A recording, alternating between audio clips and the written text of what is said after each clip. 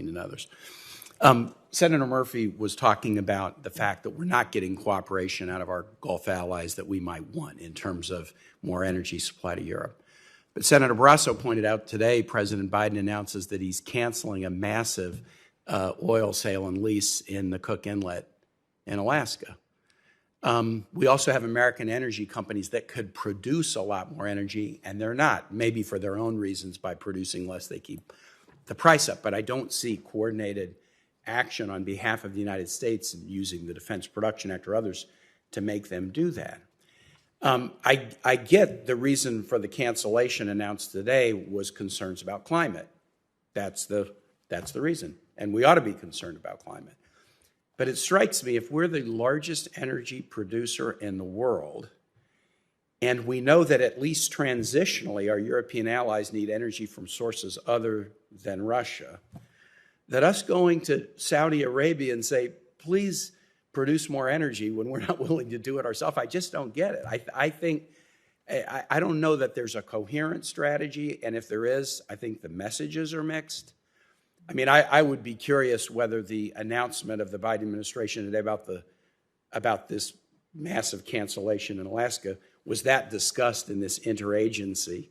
The interagency should be discussing Ukrainian energy need, European energy need, high gas prices in the United States, climate, which affects all of us, Ukraine and Europe.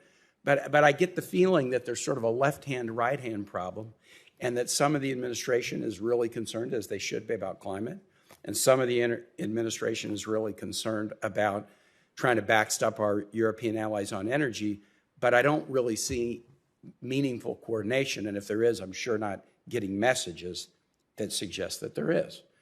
And so I guess what I would like you, Secretary Donfried, to take back to Mr. Hochstein and the administration is, I think we need to see from the administration sort of a diplomatic plan. If we're telling the Europeans, get off Russian energy, you're too dependent on Russian energy, well, what are we telling them to do? Beg the Saudis? Well, the Saudis are saying no. And then the Europeans are looking at us, and we've got supply that we could use, at least transitionally, that we're apparently not willing to use. Now, I will say this Cook Inlet cancellation, if that had been granted, it wouldn't be producing energy for some time. So it's not like that would drop gas prices tomorrow.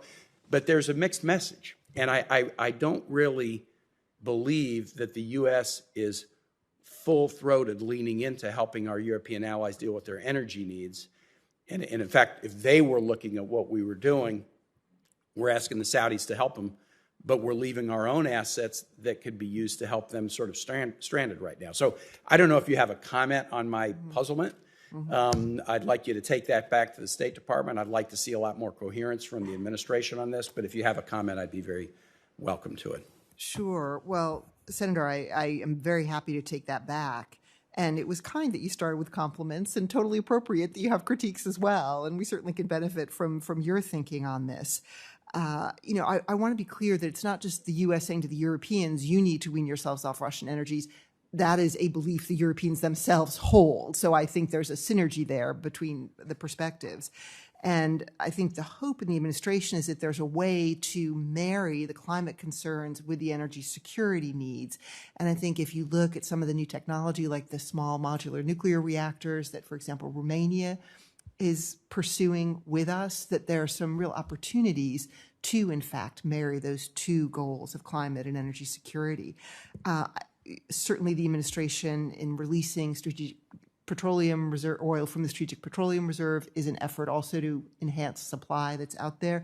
But I'm happy to take this back and share it with my colleagues. And I will note that the president has nominated an assistant secretary for the Bureau of ENR, Environment and Natural Resources, and it is Jeff Pyatt, who just stepped down as our ambassador to Greece. So I will commend the committee for looking expeditiously at that nomination and giving us even more muscle on these energy issues at the State Department. So thank you. Thank you very much. Thanks. I yield back. Senator Shaheen. Thank you, Senator Van Hollen. Thank you, Senator Shaheen. Great to see all of you. As you all well know, Finland's leaders announced yesterday their desire to join NATO. We expect Sweden to follow suit shortly.